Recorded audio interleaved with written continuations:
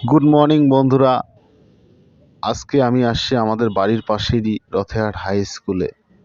সেখানে আজ সরস্বতী পূজা, তাই আমি সকাল সকাল দেখতে আসলাম।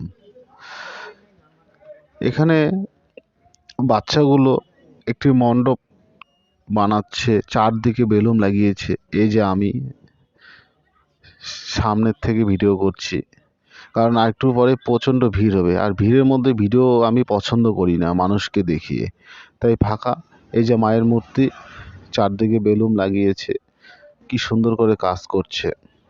আরেকটু পরে প্রচণ্ড ভিড় পড়ে যাবে। এই যে ছেলেগুলো, চারদিকে দেওয়ালে কি সুন্দর করে আর্ট করা আছে, খুব সুন্দর লাগে স্কুলটিতে আসলে, দেখার মতন পরিবেশ। আর চারদিকে ফুলের গাছ লাগানো আছে সুন্দর করে।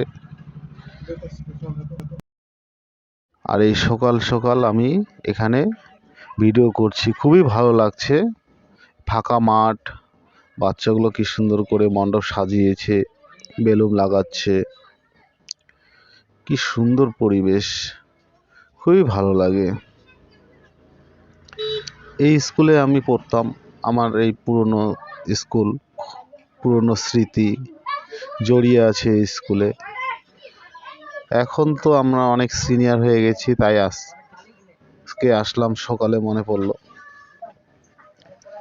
আর এই যে বিদ্যাসাগর কক্ষ, বুদ্ধি বন্টন, বিভিন্ন রকমের আর্টগুলি করেছে, খুবই ভালো লাগে, দেখার মতন। পুরো স্কুলটা মধ্যেই বিভিন্ন রকমের আর্ট করা আছে, সেটা দেখার মতন। বিভাগ, ভারতের মূর্তি, এই সমস্ত নিয়েই আমাদের স্কুল। চারদিকে ফুলের গাছ, বাগান। এই যে এখানে খিচুড়ি রান্না হচ্ছে, পুরো মাঠ খিচুড়ি ভর্তি হয়ে যাবে। এখানে রান্না করতেছে আমাদের নন্দরাম দাদা, তার হাতের খিচুড়ি আমাদের এলাকার বিখ্যাত খিচুড়ি প্রসাদ। এত সুন্দর করে রান্না করে যেন অমৃত।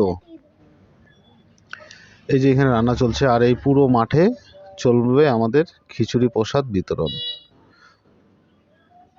পুরো মাঠ ভর্তি হয়ে যাবে।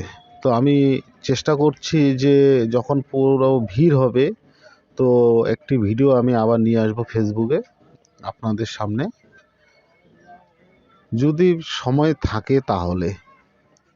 তো ভিডিওটি আমাদের গ্রামেরই স্কুলের ভিডিও। ভালো লাগলে বন্ধুরা একটি লাইক করে দিবেন, পারলে কমেন্ট করবেন এবং শেয়ার করে দেবেন।